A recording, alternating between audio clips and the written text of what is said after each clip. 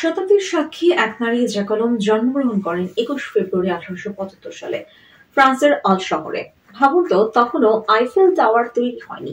তার ১৪ বছর পর আইফেল টাওয়ার নির্মাণ সম্পন্ন হয়। সে সময় ফরাসি নারীদের গড় আয়ু ছিল ৪০ থেকে ৫০ বছর, অথচ জ্যাকলম সেই গড় আয়ুর প্রায় ৩ গুণ বেশি পৃথিবীতে কাটিয়েছিলেন। মাত্র ২১ বছর বয়সে তিনি বিয়ে করেন দূর সম্পর্কের চাচাতো ভাই ফার্নান্দো কলমকে। এই ফার্নান্দো কলম ছিলেন এক ধনী ব্যবসায়ী। আর্থিক সচ্ছলতা ছিল, ঘরে কাজের জন্য গৃহকর্মী ছিল, তাই জ্যা জীবনকে উপভোগ করতেন এবং নিজের মতো করে কাটাতেন। ফেন্সিং, শিকার, সাইক্লিং, টেনিস, সাঁতার সহ বিভিন্ন শখে ব্যস্ত থাকতেন তিনি। ১৮৯৮ সালে জ্যা একমাত্র মেয়ে ইভান মারি নিকোল কলম জন্ম দেন। পরে ইভানের ঘরে জন্ম নেয় একমাত্র নাতি ফ্রেডেরিক। কিন্তু ভাগ্যের কি নির্মম পরিহাস! ৩৬ বছর বয়সে ইভান প্লুরিসিতে মারা যান, আর মাত্র ৩৭ বছর বয়সে এক গাড়ি দুর্ঘটনায় মারা যান ফ্রেডেরিক। একই বছরে তার জামাতাও মারা যান। একে একে কাছের সব মানুষকে হারিয়ে সম্পূর্ণ একা হয়ে পড়েন জ্যাকলম। তাই বলে তিনি কিন্তু থেমে থাকেননি, দৈনিক সব কাজই করতেন। ১৯৬৫ সালে ৯০ বছর বয়সে আন্দ্রে ফ্রাসোয়া রাফরে নামে এক আইনজীবীর সঙ্গে একটি রিভার্স মর্গেজ চুক্তি করেন জ্যাকলম। চুক্তি অনুযায়ী রাফরে প্রতি মাসে জ্যাকে ২৫০০ ফ্রাঁ দেবেন এবং মৃত্যুর পর তার অ্যাপার্টমেন্টের মালিক হবেন। রাফরে ভেবেছিলেন জ্যাকলম আর কতদিন বাঁচবেন, কিন্তু এই ক্ষেত্রে ঘটনা ঘটল পুরো উল্টো। রাফরে যখন চুক্তি করেন তখন জ্যা তার দ্বিগুণ বয়সী ছিলেন। রাফরের বয়স তখন ৪৭, জ্যার ৯০। রাফরে ভেবেছিলেন কয়েক বছরের মধ্যেই অ্যাপার্টমেন্টের মালিক হবেন, কিন্তু বাস্তবে জ্যা তাকে ছাড়িয়ে যান। ৭৭ বছর বয়সে রাফরে মারা যান, অথচ তখনও জ্যা সুস্থ এবং সক্রিয় ছিলেন। ফলে রাফরের পরিবারকে আরো ২ বছর অর্থ দিয়ে যেতে হয়।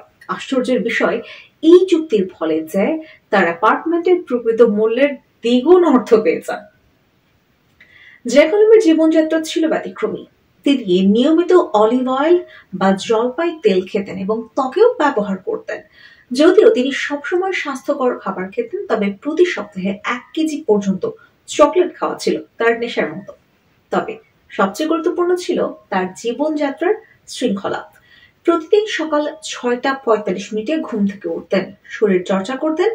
খাবারের পর তিনি সবসময় মিষ্টান্ন খেতেন এবং সামাজিকভাবে সক্রিয় থাকতেন।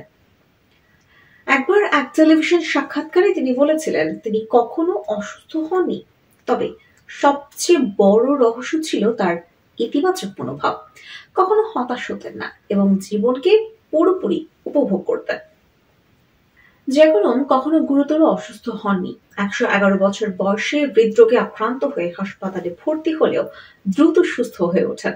১৯৮৮ সালে ১১২ বছর বয়সে তিনি বিশ্বের সবচেয়ে দীর্ঘজীবী ব্যক্তি হিসেবে স্বীকৃতি পান।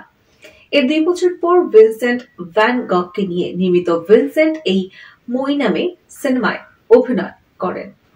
ফলে তিনি বিশ্বের সবচেয়ে বয়স্ক অভিনেত্রী হয়ে ওঠেন। যা দাবি করেছিলেন কিশোরী বয়সে তিনি তার চাচার দোকানে কাজ করতেন, তখন ভ্যান গঘের সঙ্গে দেখা করেছিলেন। পরে তিনি স্মৃতি হাতড়ে জানান, ভ্যান গঘ ছিলেন খুব রাগী, দেখতে খারাপ আর সবসময় মদের গন্ধ ছড়াতেন।